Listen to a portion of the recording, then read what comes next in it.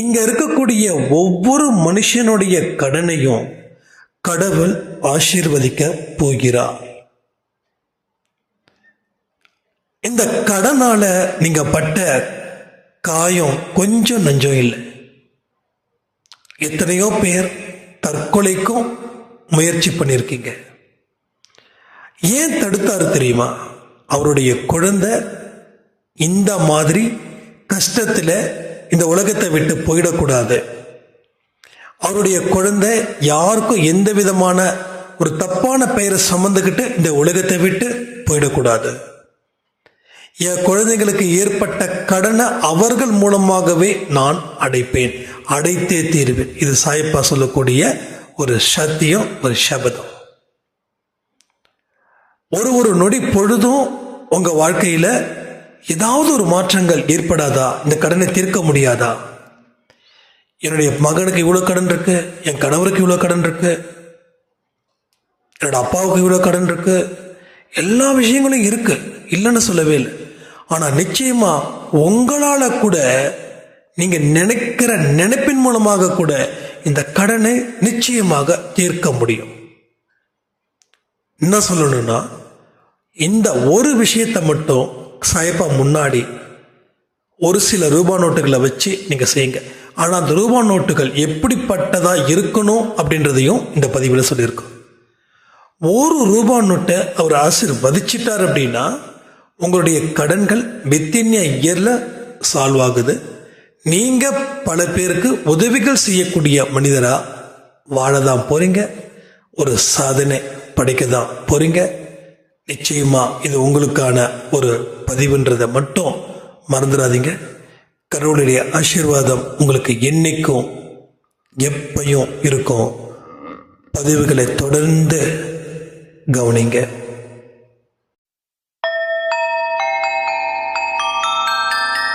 ஓம் சாயிரா சாயிரா, ஓம் சாயிரா சாயிரா, ஓம் சாயிரா சாயிரா, அன்பே சாயிரா, பேரன்பே சாயிரா, அகிலம் தளிக்க ஆத்மா விழிக்க அனுதினம் சாயிரா, எங்கள் அன்பே சாயிரா.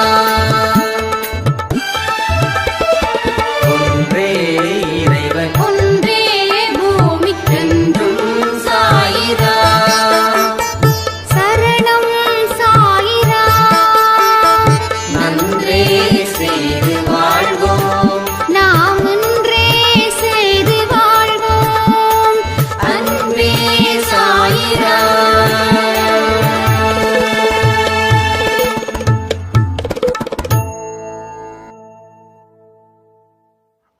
சாயிராம். என் உயிரின் உயிரானவர்களே, இன்னைக்கு காலையில கொடுத்த ஒரு முக்கியமான பதிவில் 1ஆம் தேதி அன்னைக்கு சாப்பாடு வைக்கலையே, ஏன் இப்படி பண்றீங்க அப்படின்னு கேள்விகள் கேட்டிருந்தோம். அதில் நிறைய பேர் நாங்கள் ரெகுலராக சாப்பாடு வச்சுட்டு தான் இருக்கோம் அப்படின்னு சொல்லியிருந்தாங்க. ரொம்ப சந்தோஷம். ஏன்னா கடவுள் நம்மளை கண்காணிட்டு இருக்கிறாரு, நம்ம செய்யக்கூடிய விஷயங்களை ஆசீர்வதிச்சுக்கிட்டு இருக்காரு. ஒரு ஆசீர்வாதமும் நமக்கு இப்போ ரொம்ப ரொம்ப தேவைப்படுது. அதனாலதான் சில விஷயங்களை நம்ம தொடர்ந்து சொல்லிக்கிட்டே இருக்கோம். இதுல நிறைய பேர் எனக்கு ஒரு 5 பேர் 6 பேர் ஐ திங்க் ஒரு 100 ரூபாய் 200 ரூபாய் அனுப்புறீங்க. நான் ஒரே விஷயம் சொல்றேன், உங்களால முடிஞ்ச அளவுக்கு நீங்க செய்யுங்க. அது நீங்க ஒருத்தவங்களுக்கு சாப்பாடு வாங்கி கொடுக்கும்போது அவங்களுடைய கண்களில் பார்க்கும்போது கடவுள் அங்க காட்சியளிப்பார். நல்லா புரிஞ்சுக்கணும். அதுக்கு தான் உங்களுடைய கைகளாலேயே நீங்க செய்யுங்க அப்படின்னு நான் சொல்றேன். இதுதான் நமக்கு முக்கியமான ஒரு விஷயம். நம்மளை விட கஷ்டப்படுறவங்க கோடி பேர் இருக்கிறாங்க. நமக்கு கடவுள் சிறப்பான ஒரு வாழ்க்கைய கொடுத்திருக்காரு. அதுக்கு நாம கடவுளுக்கு நன்றி சொல்லணுன்றதுக்காக தான் உங்க கையாலேயே அந்த உதவிகளை உங்களுக்கு நான் செய்ய சொல்றேன். அதையும் மீறி என்னால் செய்ய முடியல அப்படின்னா நீங்கள் பண்ணுங்க, நோ இஷ்யூஸ். ஏன்னா நமக்கு இங்கே சான்சஸ் நிறைய இருக்கு ஹெல்ப் பண்ணுறதுக்கு. கடவுள் பெரிய வாய்ப்பை நமக்கு கொடுத்துருக்காங்க. அதனால கூடுமானவரை நீங்கள் உங்கள் கையால் தான் அந்த உதவிகளை செய்யணும்னு நான் உங்களை ரெக்வஸ்ட் பண்ணி கேட்குறேன். ஓகேங்களா? அதை புரிஞ்சுக்கோங்க. ஸோ இன்னைக்கு முக்கியமான சப்ஜெக்டை பற்றி நம்ம பேச போகிறோம். அதில் இந்த கடன் தொல்லை ரொம்ப ஜாஸ்தி இருக்கு, கொஞ்சம் சரி பண்ணணும், இதை இப்படியே விட்டுட்டா ரொம்ப பிரச்சனையாயிடும். என்னுடைய கணவர் எங்கேயோ தப்பு பண்றாருன்னு நான் நினைக்கிறேன், இஷ்டத்துக்கு கடனை வாங்கி வச்சிருக்காரு, என்னைக்கு பூதாகரமா இது வெடிக்கும் அப்படின்னு எனக்கு தெரியல, நான் ரொம்ப பயந்து போயிருக்கேன் அப்படின்னு சில சைராம் கேட்டாங்க. இது கிட்டத்தட்ட ஒரு வாரமா இந்த இஷ்யூஸ் இருக்கு. இப்போ நான் பேசுறதால இந்த கடன் தீர்ந்துடுமா அப்படின்னு சில கேள்விகள் நீங்க எழுப்பலாம். ஒரு மனுஷனுக்கும் இன்ஃபர்மேஷன்ஸ் ரொம்ப இம்பார்ட்டன்ட். ஒரு வாழ்க்கையில இருந்து ஒரு பிரச்சனை இருக்கு, அந்த பிரச்சனையில இருந்து வெளிவருவதற்கு சில மெசேஜஸ் உங்களுக்கு கிடைச்சதுன்னா அந்த ப்ராப்ளத்துல இருந்து நீங்க 100க்கு 100 வெளியில வந்துடலாம். அப்போ நான் பேசுறதால மட்டும் இல்லை, நான் பேசுறத நீங்க தொடர்ந்து அதை யோசிச்சு எந்தெந்த விஷயத்தை எல்லாம் செயல்படுத்த முடியுமோ அத்தனையும் செயல்படுத்தி வாழும்போது உங்களுடைய பிரச்சனைகள் அப்படின்றது 100க்கு 100 தீர்ந்துடும். ஸோ இந்த இடத்துல தான் நம்ம சரியான ஒரு விஷயத்தை கையில் எடுக்கணும். அப்போ இந்த விஷயம் பொறுத்த வரைக்கும் இன்னைக்கு ஒரு பெட்டரான ஒரு செய்தி உங்களுக்கு கிடைக்க போகுது. கடன் முதல்ல ஒவ்வொரு மனுஷனுடைய கர்மாக்களும் ஒன்று நோய்கள் மூலமா இல்லை கடன்கள் மூலமா தான் தீர்க்கப்படும். நம்ம வாழ்க்கையில சந்தோஷம் எங்க நிக்குது, எங்க துக்கம் நிக்குது, துக்கம் நின்றுகிட்டே இருக்குதா, அந்த துக்கத்தை மறுபடியும் ஓட்டி விட முடியுமா, இதெல்லாம் கர்மாக்களுடைய தாக்கத்தை அடிப்படையாக கொண்டுதான் இங்க நடக்குது. முதல்ல இந்த விஷயத்தை நீங்க ரொம்ப தெளிவா புரிஞ்சுக்கணும். எனக்கு கடன் இருக்குது அப்படின்னா நம்ம வாழ்ந்த வாழ்க்கை சரியில்லைன்னு அர்த்தம் ஆகுது, அது இல்லைன்னு சொல்லவே இல்லை. பட் அதை தாண்டின சில விஷயங்களை நம்ம செய்யாம இருக்கிறதால அது மலை போல நிக்குது இந்த கடன்கள். கர்மாவை காரணம் காட்டி சில பேர் என்ன பண்றாங்க, ஒரு சந்தோஷமான மனநிலையில வாழ்ந்துடுறாங்க. விதி அப்படின்றதையும் ஒரு பேச்சுக்கு வைக்கிறாங்க, அதுதான் வாழ்க்கை அப்படின்னும் முடிவு பண்ணிடுறாங்க. இங்க பல விஷயங்கள் மனுஷன் நினைக்கிறது சரின்னு நினைக்கிறான், அந்த இடத்துல மனுஷன் முட்டாளா நிக்கிறான். வாழ்க்கையை தோத்ததுக்கு அப்புறம்தான் மனுஷன் எவ்வளவு பெரிய ஒரு விஷயத்த அவன் தப்பா புரிஞ்சுக்கிட்டான் அப்படின்னு புரியுது. இப்போ உங்களுக்கு எவ்வளவு பெரிய கடன்கள் இருக்குதுன்றத கமெண்ட் செக்ஷன்ல கமெண்ட் பண்ணுங்க, பார்த்துடுவோம்.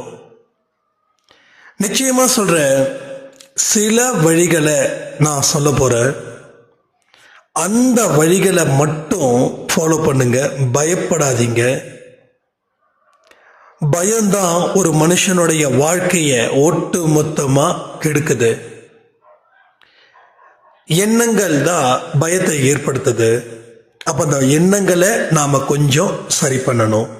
இன்னைக்கு காலையில கொடுத்த பதிவுல கூட நம்ம ரொம்ப தெளிவா சொல்லியிருக்கோம், எண்ணங்களை ஃபில்டர் பண்ணுங்க. ஸோ எண்ணங்களை சுத்தப்படுத்தும் போது மனசுல என்ன பொறுக்கும், நம்பிக்கை பொறுக்கும், தைரியம் பொறுக்கும்.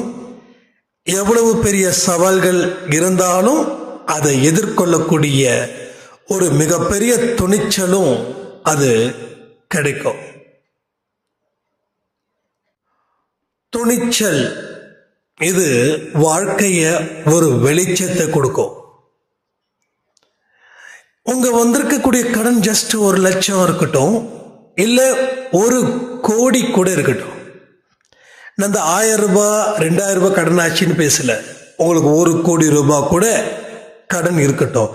இந்த 1,00,00,000 கூட நம்மால திருப்பி செலுத்த முடியும்.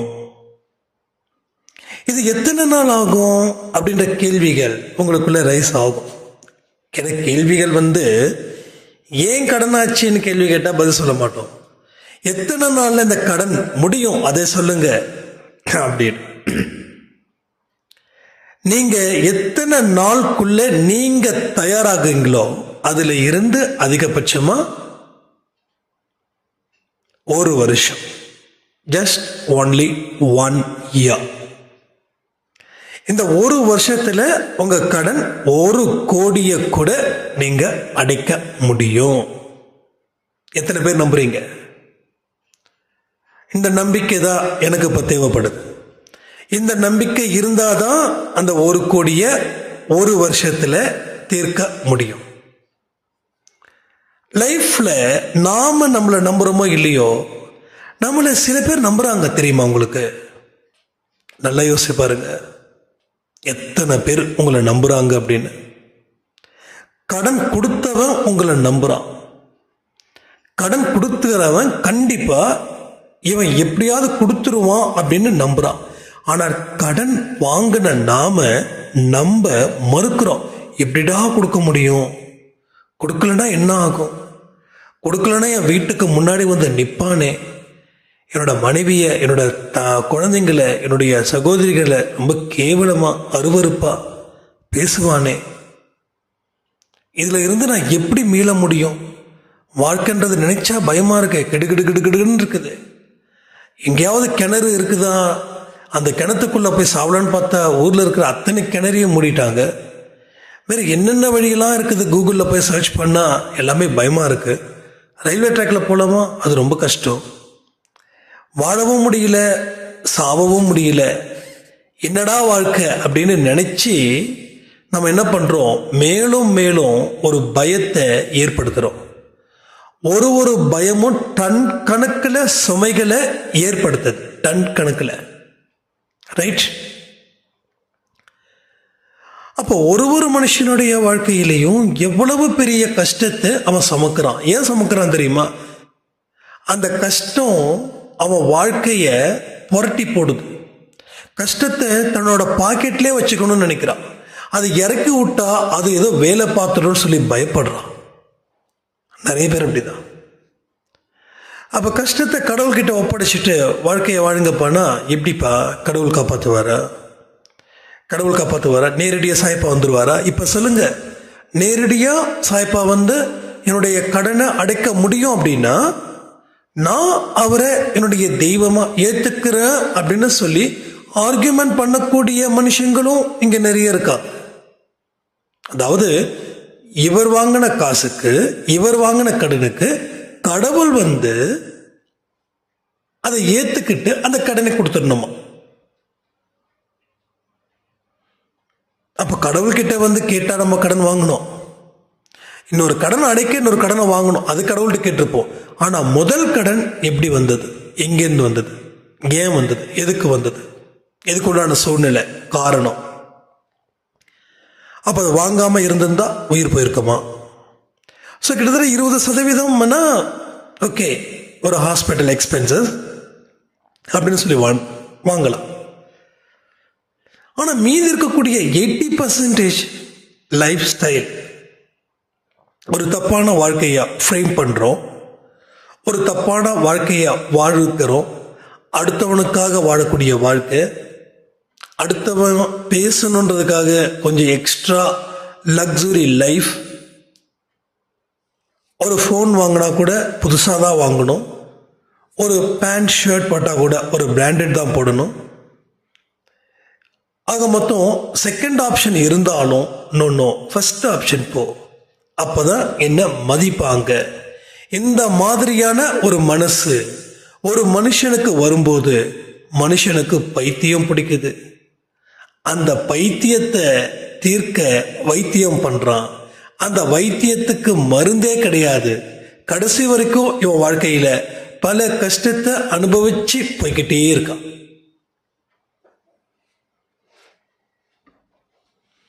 அப்போ இந்த கடனை ரெடியூஸ் பண்ணணும். ஃபர்ஸ்ட் திங், எஸ், இது ரெடியூஸ் பண்ணா வாழ்க்கையில சந்தோஷமா இருப்பீங்களா?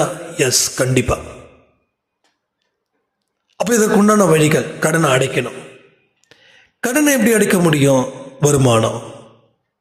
வருமானத்துக்கு என்ன பண்ணணும்? தொழில். தொழிலை எப்படி செய்யணும்? இதுக்கு முன்னாடி எப்படி செஞ்சோமோ அப்படி செய்யக்கூடாது. ஏன்னா எதை செய்யணும் எதை செய்யக்கூடாதுன்னு உங்களோட பாஸ்ட் லைஃப் முடிவு பண்ணியிருக்கு.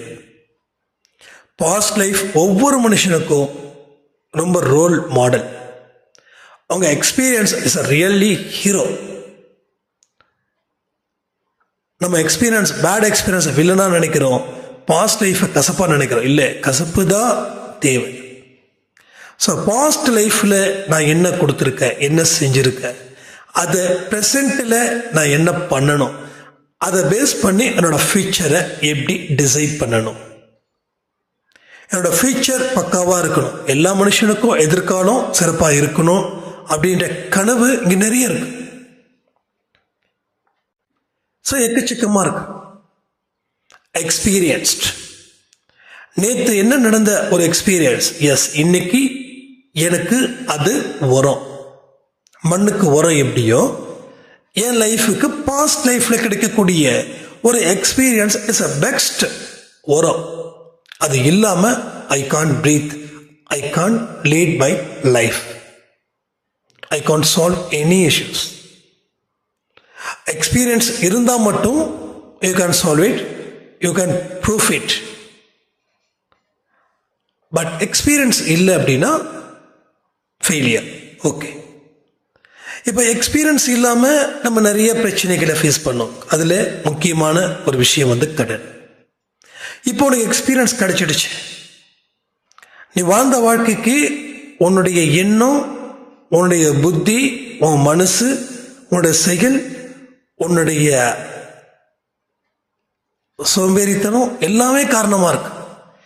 இனி அது வரக்கூடாது. கடவுள்கிட்ட போய் ஃபர்ஸ்ட் முறையிடுங்க.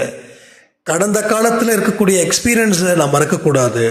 கடந்த காலத்தில் இருக்கக்கூடிய விஷயத்தை நான் படிக்கணும், அதை பாதுகாக்கணும். இப்போ சிறப்பான ஒரு வாழ்க்கையை நான் வாழணும், பயமில்லாத வாழ்க்கையை நான் வாழணும். எனக்கு நீ அருள் புரிவாய், எனக்கு நீ அருள் புரிவாய். இப்போ நான் இங்கே பேசிட்டு இருக்கேனே, ஒருவேளை சாப்பாட்டுக்காக சாய்பாவோட கோயிலில் போய் நின்னவன். மதியானம் கொடுக்குற சாப்பாடும் சரி, நைட்டு கொடுக்கக்கூடிய சாப்பாடும் சரி, இப்படி சாப்பிட்டவன். அவ்வளவு ப்ரெஷர். கடன் அதிகமாக இருக்குதுன்னு சொல்லி பூச்சி மருந்து எங்கேயாவது கிடைக்குதான்னு பார்த்து அதை சாப்பிட்டு உயிரை விடலாம் அப்படின்னு நினைச்சவன். அப்படிப்பட்டவனை தான் இன்னைக்கு உங்க முன்னாடி கூப்பிட்டு வந்து உட்கார வச்சு, கடவுள் பல பேருக்கு சில விஷயத்தை நீ சொல்லுடா, பல பேருக்கு அது பயனா இருக்கட்டும். சாய் அப்படின்னு ஒருத்தர் உள்ள வராருன்னா அவர் வாழ வைப்பதற்காகத்தான் வராருன்னு புரியவை அப்படின்னு சொல்லி அவர் எனக்கு உயிர் பிச்சை கொடுத்தார். நான் நேற்று கூட சொல்லியிருக்கேன், 2வது வாழ்க்கை ஒரே ஜென்மத்தில் 2 பிறவி, ஒரே ஜென்மத்தில் 2 பிறவி. மொத்த வாழ்க்கை பயங்கர ஆட்டம் பாட்டம் கொண்டாட்டம், ஃபைனலி திண்டாட்டம். 2வது வாழ்க்கை திண்டாட்டத்தில் இருந்து ஆரம்பமாகுது, ஸ்லோ பிக்கப். ஆனால் வேகம் ஜாஸ்தியாச்சு. ஸோ ஆரம்பம் தான் ஸ்லோவாக இருந்தது, ஆனால் வேகம் அதிகரிக்குது. அப்போ கடவுள் வந்து ஆசீர்வதிக்கிறார். திருந்திய உள்ளங்களுக்கு, திருந்தாத உள்ளங்களுக்கு பிளஸ் பண்ணல, திருந்திய உள்ளங்களுக்கு மட்டும்தான் அவர் பிளஸ் பண்றார். அப்ப எவ்வளவு பெரிய விஷயங்கள் இங்க வாழ்க்கையில நடந்திருக்குதுன்றத நீங்க கொஞ்சம் கவனிச்சு பாருங்க. அவ்வளவு அற்புதமான சம்பவங்களும் உங்க வாழ்க்கையில இங்க நிறைய நடக்க போகுது. திருந்திய உள்ளங்களுக்கு மட்டுமே இது வாழ்க்கையில ஒரு உயர்வை தரக்கூடிய ஒரு விஷயமா அமைய போகுது. அப்போ உங்க கடன்கள் இருக்குதுன்னு சொல்லி ஒரு பேப்பர்ல எழுதுங்க. ஒரு 10 ரூபாயில இருந்து 1,00,000 இல்லை 1,00,00,000 இருக்கட்டும், எல்லாத்தையும் கம்ப்ளீட்டா எழுதுங்க. இப்போ உங்ககிட்ட இருக்கக்கூடிய ஷோர்ஸ் என்ன இருக்குதுன்னு பாருங்க. உங்ககிட்ட சொத்து இருக்கா, பேங்க்ல பேலன்ஸ் இருக்கா? சொத்து இருந்தாலும் பிரச்சனை இல்லை, சொத்து இல்லைன்னா இன்னும் பிரச்சனையே கிடையாது. பேங்க்ல பேலன்ஸ் கவலைப்படாதீங்க, ஏன்னா 5 பைசா என் பாக்கெட்ல கிடையாது. ஒரே ஒரு விஷயம்தான், கடவுள் மேல நான் நம்பிக்கை வச்ச கடவுள் தான் என்னுடைய total investment, total bank balance. ஏன்னா அவரு தானே எல்லாத்துக்கும் காரணமா இருக்காருங்க. அப்போ அவரு தானே எல்லாமே செய்ய முடியும். அப்போ பேப்பர்ஸ்ல கம்ப்ளீட்டா எழுதுங்க. 10 ரூபாயில இருந்து ஒருத்தவங்க காசு கூட நமக்கு வேண்டாம். ஸோ என்ன சொல்றேன்னா, ஒருத்தவங்களை கூட நம்ம ஏமாற்ற வேண்டாம். வட்டி அதிகம் வாங்குறாங்க, கவலை வேண்டாம். வட்டி குறைவா வாங்குறாங்க, கவலை வேண்டாம். யாருமே உங்களை அழைக்கல, வற்புறுத்தி கொடுக்கல. இந்தா பிடிச்சிக்கோ, நீ என்கிட்ட கடன் 1,00,000 ரூபாய் வாங்கியிருக்க, உனக்கு 10% வட்டி, மாசம் 10,000 கொடுக்கணும். இந்த கடனை நீ வாங்கலைன்னா நான் உன்னை ஒரு வழி ஆக்கிடுவேன்னு சொல்லி மிரட்டல. அவங்க சொன்ன 10%க்கு நம்ம தெய்வம் மாதிரி பார்த்தோம் காசு வாங்கும்போது. ஆனா கொடுக்கும்போது அவனை விரோதி மாதிரி பார்க்குறோம். 10% வாங்குறானே, இவெல்லாம் மனசாட்சி இருக்கா இவனுக்கு அப்படின்னு அவனோட டேர்ம்ஸை சொன்னா நீங்க ஒத்துக்கிட்டீங்க. அப்ப தெய்வமா தெரிஞ்சுது. ஆனா திருப்பி கேட்கும்போது அவன் சாத்தானா தெரியுறான். இதுதான் பிரச்சனை. இந்த எண்ணம் இருக்கிற வரைக்கும் உங்க கடனை நிச்சயமா அடைக்கவே முடியாது. முதல் பாயிண்ட் தான் இந்த ஃபர்ஸ்ட் பாயிண்ட். இந்த ஃபர்ஸ்ட் பாயிண்ட்டை மட்டும் பெஸ்ட் பாயிண்டா வச்சுக்கோங்க. யாரு என்ன காசு கொடுத்தாலும் சரி, அதை திருப்பி ஒப்படைக்க வேண்டிய பொறுப்பு என்னிடம் உள்ளது. நான் சொல்றதெல்லாம் ஒரு பேப்பர் எழுதிக்கோங்க. அதுக்கப்புறமா கமெண்ட் செக்ஷன்ல கமெண்ட் பண்ணுங்க. 2வது பாயிண்ட், எது முதல்ல கடனை அடைக்கலாம், அடைப்பதற்கு உண்டான வழிகள், திருப்பி ஒரு புது கடனை வாங்கக்கூடாதுன்ற தீர்மானம். 3வது, அதாவது 2வது பாயிண்ட் வரக்கூடிய 3வது, உழைப்பின் மூலமாகவே உயர்வை பெற முடியும். இந்த உழைப்பினால மட்டும்தான் கடவுள் என்னை ஆசீர்வதிக்க முடியும். அவர் ஆசீர்வதிச்சாதான் எனக்கு வருமானம் பெருகும், வருமானம் பெருகுனாதான் என் கடனை அடைக்க முடியும். இது 2வது பாயிண்ட்ல இருக்கக்கூடிய பாயிண்ட்ஸ். ரைட்? என்ன உங்களுக்கு கன்ஃபியூஷன் இல்லையே? கன்ஃபியூஷன் இருந்துச்சுன்னா சொல்லுங்க, கிளியர் பண்ணிடலாம். ஸோ 3rd பாயிண்ட், கடவுள் மீது, கடவுள் முன் அமர்ந்து கடவுள் மீது நம்பிக்கை வைக்கணும். இப்போ உங்களுடைய தொழிலையும் உங்க வருமானத்தையும் உங்க குடும்பத்தையும் அவர் ஆசீர்வதிக்கிறார். அவர் என்ன பண்றாரு? ஆசீர்வதிக்கிறார். இங்க இருக்கக்கூடிய கடன்களை ஒத்த ரூபாய் கூட பாக்கி இல்லாம கட்டுவதற்கு மிகப்பெரிய வாய்ப்புகளை அவர் கொடுக்கிறாரு. அது கொடுத்ததுக்காக நன்றி நன்றி நன்றி. ரொம்ப பிடிச்ச ஒரு நல்ல வார்த்தை என்ன தெரியுமா? கடவுளுக்கு நன்றிகளை செலுத்திக்கிட்டே இருக்கணும். காணிக்கை செலுத்துறதை தாண்டி நன்றியை செலுத்துங்க. கோயில் உண்டியல்ல காணிக்க போறதுக்கு பதிலா அடுத்தவங்க பசிய நிரப்புங்க. கடவுள் கேட்கிற ஒரே ஒரு விஷயம் அது ஒண்ணுதான். என்ன படைச்ச, நான் எத்தனையோ பேரை படைச்சிருக்கேன், எத்தனையோ பேர் சாப்பாட்டுக்கு வழி இல்லாம இருக்காங்க, அவங்களுக்கு உணவை கொடு. அதான். பட் கடவுளுக்கு என்ன கொடுக்கணும்? நன்றியை காணிக்கையாக்கு, டெடிகேஷன். இதுதான் நம்ம செய்யணும். அப்போ 3வது பாயிண்ட்ல கடவுள் மேல நம்பிக்கை வைக்கிறீங்க, கடவுள் உங்களை ஆசீர்வதிக்கிறதா நினைக்கிறீங்க. உங்க கைகளையும் உங்க வருமானத்தையும் உங்க தொழிலையும் உங்க அறிவையும் உங்க புத்தியையும் உங்க மனசையும் உங்க எண்ணங்களையும் அவர் தொடர்ந்து ஆசீர்வதிக்கிறார். அப்படி ஆசீர்வதிக்கப்பட்டதற்காக நன்றி அப்படின்னு சொல்லி சாய்ப்பாக்கிட்டு வணங்குங்க. ஸோ இந்த 3 விஷயம் உங்களுக்குள்ள நடக்கிறது. இப்ப வரக்கூடிய விஷயம்தான். இதுதான் பல பேர் பயந்து ஒதுங்கி நிக்கிறது. ரைட்டா? ரொம்ப ரொம்ப இம்பார்ட்டன்ட்.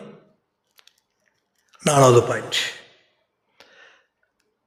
உங்களுக்கு கடனை கொடுத்துருக்காங்கல்ல, அவங்க குடும்பத்துக்காக ப்ரே பண்ணுங்க. என்னுடைய கடனை அவங்க கிட்ட நான் திருப்பி கொடுத்துருவேன் சாயப்பா, அவங்க நல்லா இருக்கணும் அப்படின்னு சொல்லி ப்ரே பண்ணணும். அடுத்தது, அவங்க கிட்ட நீங்க நேரடியா போய் பேசணும். இந்த இடத்துல தான் நம்ம மனுஷங்க 100ல் ஓடுறாங்க. என்னது, நேரடியா பேசணுமா? அவங்க எங்க வீட்டுக்கு முன்னாடி வந்து பேசின வார்த்தை இருக்கே, அதை கேட்டா நீங்க அழுதுருவீங்கன்னு சொன்னவங்களும் எனக்கு உண்டு.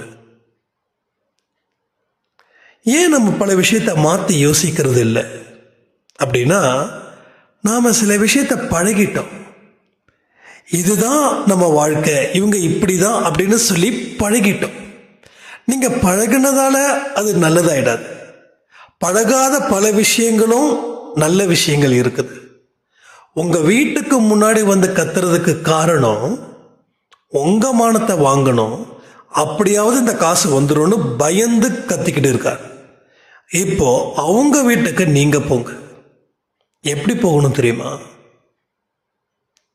அட்லீஸ்ட் ஒரு 5,000 ரெடி பண்ணுங்க, இல்ல ஒரு 10,000 ரெடி பண்ணுங்க, இல்ல ஒரு 1000 ரூபாயாவது ரெடி பண்ணுங்க.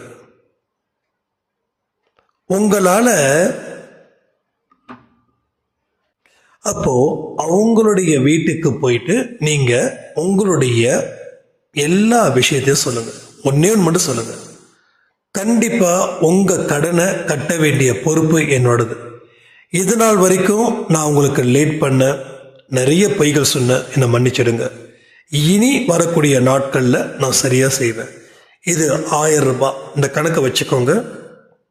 முதல்ல உங்களுடைய அசலை நான் கட்டி முடிச்சிடுறேன். அடுத்தது உங்களோட வட்டியையும் தவணை முறையில் கட்டுறேன். என்னால் இவ்வளோதான் பண்ண முடியும். இதுக்கு மேலே என்னால் எதுவுமே செய்ய முடியாது. எனக்கு நீங்கள் கொஞ்சம் உதவி செஞ்சாதான் நான் என்னுடைய தொழிலையோ என்னுடைய வேலையிலையோ கவனத்தை செலுத்த முடியும். கண்டிப்பாக நான் செலுத்திடுறேன். நீங்கள் ஃபார் எக்ஸாம்பிள் 1,00,000 ரூபாய் வாங்கியிருக்கீங்கன்னு வச்சுக்கோங்க, மாதம் 5,000 ரூபாய் கட்டுங்க. நீங்கள் உடனே சொல்லுவீங்க, உடனே உங்கள் ஈர கொலையெல்லாம் நடுங்கும். இன்னும் மாதம் 5,000 எங்க 1,00,000 வந்து அடுத்த மாதம் கட்ட கூட ஒத்துக்க மாட்டாங்கன்னு. இவ்வளோதான் முடியும்னு சொல்லுங்க. அதுக்கு தான் அவங்க வீட்டில் பேச சொல்கிறேன். ரெண்டாவது, கூட 2 பேரை கூட்டுட்டு போங்க. உங்கள் வெல்விஷர்ஸ் யாராவது இருந்தாங்கன்னா 2 பேரை கூட்டுட்டு போங்க. நீங்கள் தனியாக போக வேண்டாம். உங்கள் அண்ணனோ உங்கள் தம்பியோ இல்லை ஒரு பொதுவான மனுஷனோ இல்லை அவருக்கும் உங்களுக்கும் தெரிஞ்ச ஒரு ஆளோ கூட்டுட்டு போங்க. முதல்ல அவர்கிட்ட பேசுங்க. கூட்டுட்டு போகிறவர்கிட்ட பேசுங்க. இப்படிலாம் இருக்குப்பா, நான் பண்ணணும், நான் வந்து என்னோட தொழில் வந்து முடங்கிடுச்சு, வெளியில் போக முடியல, அதனால் வந்து கொஞ்சம் டைமிங் வந்து எனக்கு ஆகும், அதனால் வந்து நீ எனக்காக வந்து நீ இவ்வளோ தூரம் ஹெல்ப் பண்ணுற, எனக்காக இந்த ஒரு விஷயத்த செய்ய, நீ எங்கேயும் ஜாமீன் போட வேண்டாம், எதுவும் இது பண்ண வேண்டாம், என் கூட வந்து நில்லு, அது போதும் அப்படின்ற மாதிரி போய் பேசுங்க. இதனால் எந்த பிரச்சனையும் வராது. அவர் எவ்வளோ தூரம் கேவலமாக பேசினாலும் எந்த இடத்துலையும் வாயை மட்டும் திறக்காதீங்க. எவ்வளோ சிக்கல்கள் வந்தாலும் சரி, நீங்கள் எமோஷனலாக மட்டும் ஆகிடாதீங்க. எல்லா வார்த்தைகளும் அங்கே இருந்து ஒரு வார்த்தைகள் உங்களை திட்டுறாருன்னா அது உங்களுக்கு லாபத்தை கொடுக்குது. இப்போ இல்லை, ஃபியூச்சரில் கொடுக்கும். நமக்கு இப்போ தன்மானம் அதெல்லாம் தூக்கி போட்டுருங்க. ஏன்னா நாம் கை நீட்டி இருக்கோம், அவங்க பேசுகிறாங்க, அவ்வளோதான். அதாவது ரோட்டில் உங்க சம்பந்தப்படாதவங்க பேசல, நீங்க சம்பந்தப்பட்டு இருக்கீங்க. உங்க மூலமா அவங்க பாதிச்சிருக்காங்க. உங்களை மாதிரி 10 பேர் செஞ்சாங்க அப்படின்னா அவங்களுக்கும் அதே நிலைமை தான் வரும். ஸோ எல்லாருக்குமே குடும்பம், குழந்தை, மனைவி இருக்காங்க, சொந்த பந்தங்கள் இருக்காங்க. அவங்களுடைய தொழில் அது. அதுக்காக நான் வட்டிக்கு விடுறத வந்து நான் ஆதரிக்கல. கடன் வாங்குறது தப்பு, கடன் கொடுக்கறது தப்பு. அப்போ சில பேர் கேட்பான், இப்போ பேங்க் ஹவுசிங் லோன்லாம் என்ன பண்ணலாம்? அது வேற, அதுக்கும் இதுக்கும் சம்மந்தமே கிடையாது. அது கூட உங்களால் கேப்பபிளாக இருக்கா, ஃபினான்ஷியலாக நீங்கள் ஸ்ட்ராங்காக இருக்கீங்களா, ஒவ்வொரு மாதமும் கட்ட முடியுமா, இதெல்லாம் யோசித்து தான் பண்ணணும். எங்கள் சொந்தக்காரங்க வாங்கியிருக்காங்க, அவங்க வாங்கியிருக்காங்க, நான் வாங்குற அந்த வீராப்பு வேண்டாம். குடிசை வீட்டில் இருந்தாலும் நிம்மதியாக தூங்கணும். மாளிகை வீட்டில் இருந்துக்கிட்டு தூக்கம் இல்லாமல் இருக்கிறதுக்கு அது வந்து டோட்டல் வேஸ்ட், ரைட்? ஸோ பாயிண்ட்டை மட்டும் புரிஞ்சுக்கோங்க, அவ்வளோதான். அப்போ இந்த தைரியம் உங்களுக்கு வந்துடுச்சுனாவே நீங்கள் கடனை அடைச்சிடுவீங்க. அப்போ அவங்க என்னென்ன வேணால் பேசுவாங்க. உங்களால் என்ன முடியுமோ அது மட்டும் கமிட்மெண்ட்டாக கொடுக்கணும். ரெண்டாவது, நீங்கள் ஒரு விஷயத்த சொல்கிறதுக்கு முன்னாடி 1000 தடவை யோசிக்கணும். அது முடியுமான்னு செய்யணும். முடியக்கூடிய விஷயத்த மட்டும்தான் பேசணும். எங்கே இடத்துல இருந்தாலும் 20ஆம் தேதி அன்னைக்கு நான் 5000 ரூபா கொடுக்குறேன் அப்படின்னா அந்த 19ஆம் தேதி அன்னைக்கு நீங்கள் 5000 ரூபா கொடுத்துடணும். இப்போ முதல் நம்பிக்கை உங்ககிட்ட வரும். அந்த 5000 கொடுக்குற வரைக்கும் உங்களுக்கு எந்த இடத்துலையும் அவர் நம்ப மாட்டார். ஆனால் கொடுக்க ஆரம்பிச்சிட்டிங்கன்னா உங்களை நம்ப ஆரம்பிச்சிடுவார். இப்போ ஒவ்வொரு மாதமும் 5000 கொடுத்து பாருங்க, உங்கள் கடன் சீக்கிரமாக அடைஞ்சிடும். அவருக்கு உங்கள் மேலே நம்பிக்கை வரும். இப்போ அவருக்கு உங்கள் மேலே அவநம்பிக்கை ஜாஸ்தியாக இருக்குது. கண்டிப்பாக கொடுக்க மாட்டார், போயிடுவார், போச்சு, முடிஞ்சுது, அவ்வளோதான், கதம் அந்த மாதிரி நம்ம இப்போ நினச்சிப்போம். அப்போது அடுத்தவங்க நம்மளை எந்த வைப்ரேஷனை திங்க் பண்ணுறாங்களோ அதுவும் நமக்கு பாஸ் ஆகும். அப்போ அடுத்தவங்க அப்பா கொடுத்துருவான், ஒன்றும் பிரச்சனை இல்லை அப்படின்னு நினைக்கும் போது ஆட்டோமேட்டிக்கலி கொடுத்துருவான். ஏன்னா கடவுள் ஏற்கனவே உங்ககிட்ட சொல்லியிருக்கார், உன்னோட தொழிலை ஆசீர்வதிக்கிற, உன்னுடைய குடும்பத்தை ஆசீர்வதிக்கிற, நீ அத்தனை பேருக்கிட்டையும் சமாதானமாக போகிற, அத்தனை பேரையும் பகைச்சிக்காமல் இருக்க, யார் மேலேயும் விருப்பம் காட்டலை. ஸோ ஒன்றை நான் ஆசீர்வதிக்கிறேன். இதுதான் கடவுள்கிட்ட நம்ம போய் சேரணுன்றது. அவருடைய நிழல் மட்டும்தான் இங்கே சொர்க்கம். இருட்டிலையும் அவருடைய கண் நம் மீது இருக்கும். புரிஞ்சுக்கோங்க.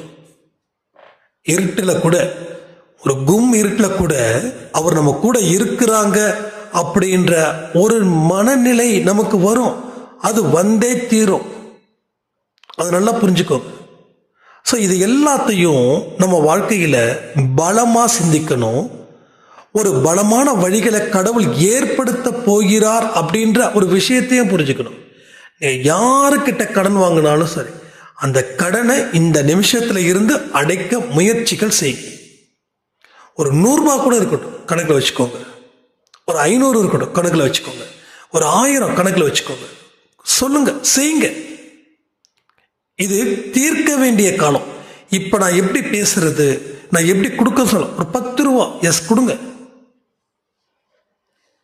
உங்ககிட்ட யாராவது கேட்காம கூட கொஞ்சம் அப்படியே மரியாதை கூட வச்சிருப்பாங்க. ஆனால் உங்களுக்கு தெரியும், சரி பரவாயில்ல இருக்கட்டும், பொறுமையாக கொடுக்கட்டும்னு அவங்க கிட்ட கூட கொடுங்க. ஏன்னா ஒருத்தவங்களுடைய காசு கூட நமக்கு வேண்டாம். ஒருத்தவங்க அதான் சொல்றேன், 1 ரூபாய் கூட வேண்டாம், அந்த 1 ரூபாய் கூட. இதுதான் உங்களுக்கு பெரிய பிரச்சனையாக இருக்கும். அடுத்தவங்க உங்களுக்கு கேட்குறாங்க, கேட்கல, நல்ல மனசு, ஓகே, சந்தோஷம், ஹாப்பியாக இருக்கட்டும், ஏதோ கொஞ்சம் கஷ்டப்படுறாங்க, வேண்டாம், அவங்க காசு. நாம் உழைக்கிறோம், நம்ம மனுஷன், கைகள் கால்கள் ஆசீர்வதிக்கப்பட்டது, ரைட்டா? அதனால் கொடுத்துருவோம். இந்தாங்க, நீங்கள் இவ்வளோ நாள் பொறுமையாக இருந்ததுக்கு ரொம்ப நன்றி, இந்தாங்க ஒரு 1000 ரூபாய் ஒவ்வொரு மாதமும் இந்த தேதியில் நான் கொடுத்துட்றேன், ஓகேவா? ஒரு 10,000 நீங்கள் வாங்கினா கூட மாதம் 1000 ரூபாய், 10 மாதம் நீங்கள் ஃப்ரீ. ஸோ கடன் ஒரு இடத்துல இருக்கிறது பெரிய சாபம். 100% சொல்கிறேன், சாபம். அது அந்த சாபம் என்ன பண்ணுது, வாழ்க்கையை முழுக்க முழுக்க அழிச்சிடுது. அந்த சாபத்தால தான் நமக்கு பல விஷயங்கள் நடக்கல. அப்ப இந்த மாதிரியான மனநிலை உங்களுக்கு இருக்க இருக்க உங்க கடன்கள் குறைய ஆரம்பிச்சுக்கிட்டே இருக்கும். அப்போ இன்னைக்கு இவர்கிட்ட 5000 ரூபாய் கொடுத்தோம், அதுக்கு அடுத்த மாசம் அவரை சர்ப்ரைஸ் பண்றதுக்கு 10,000 கொடுக்கலாம். அதுக்கு அடுத்த மாதம் நீங்கள் 5000 கொடுக்கலாம். இல்லைங்க கொஞ்சம் எக்ஸ்ட்ரா வந்தது அதனால 10,000 ரூபாய் அப்படின்னும் போது உங்கள் மேலே ஒரு மதிப்பு, உங்கள் மேலே ஒரு மரியாதை பெரிய அளவில் உங்களுக்கு கிடைக்கும்.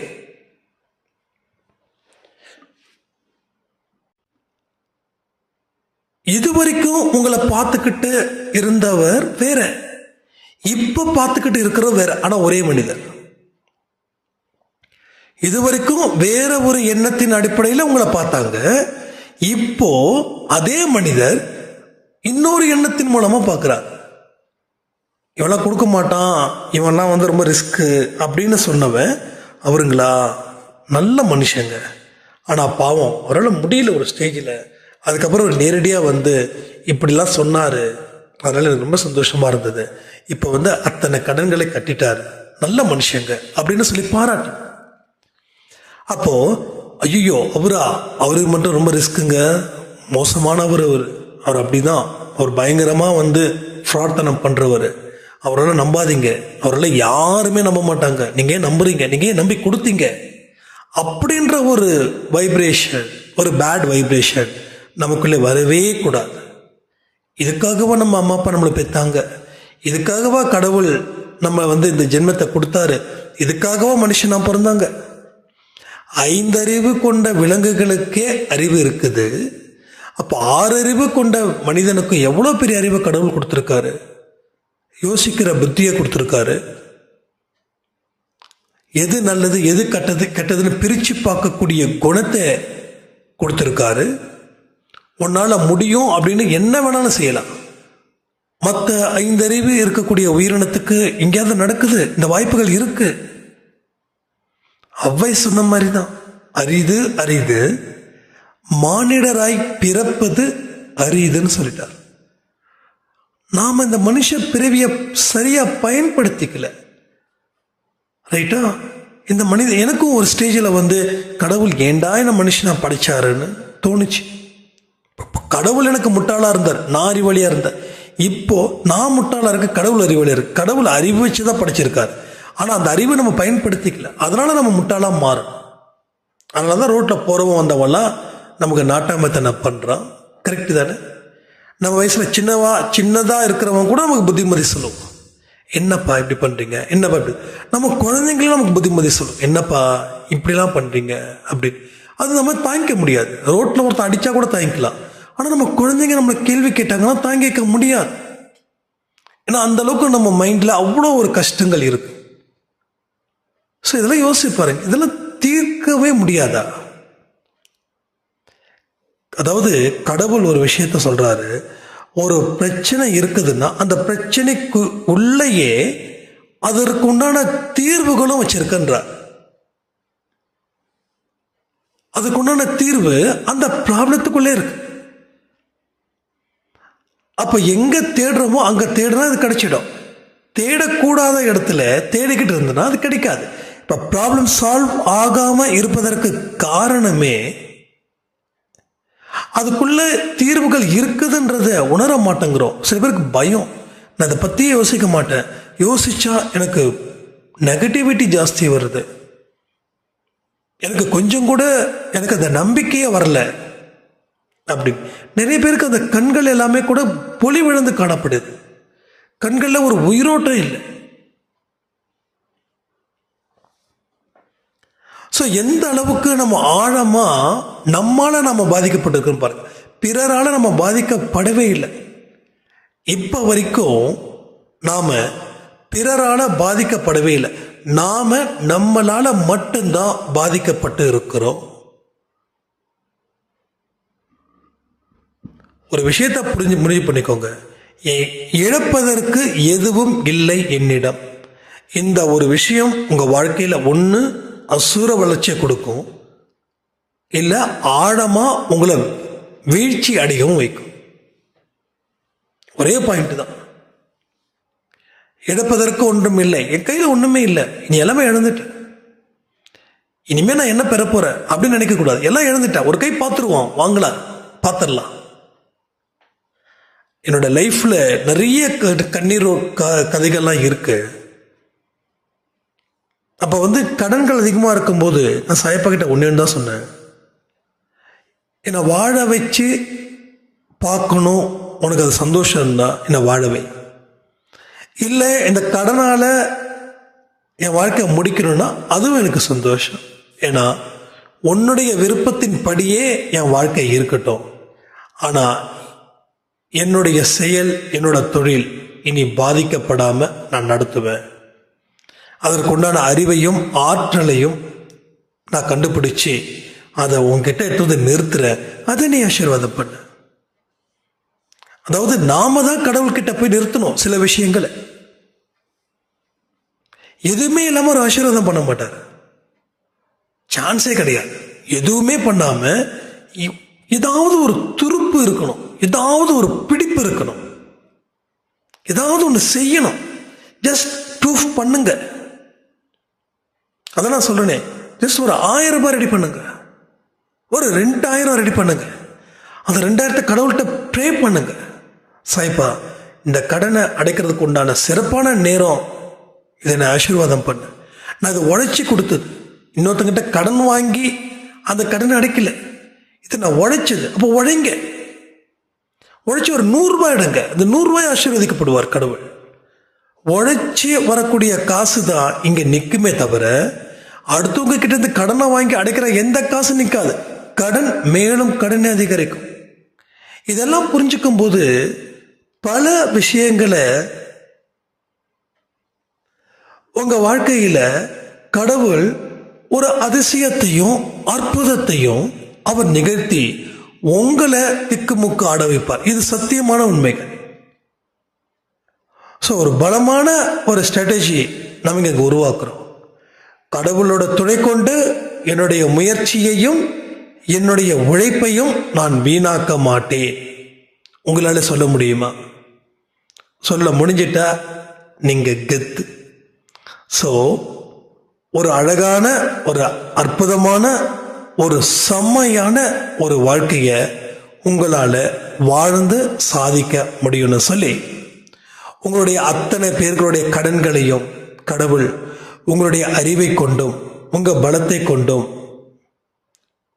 தீர்ப்பார்ன்ற நம்பிக்கையோட பிரார்த்தனை செஞ்சுக்கிட்டும் இந்த பதிவை நான் முடிக்கிறேன். ஜெய் சாய்ராம்.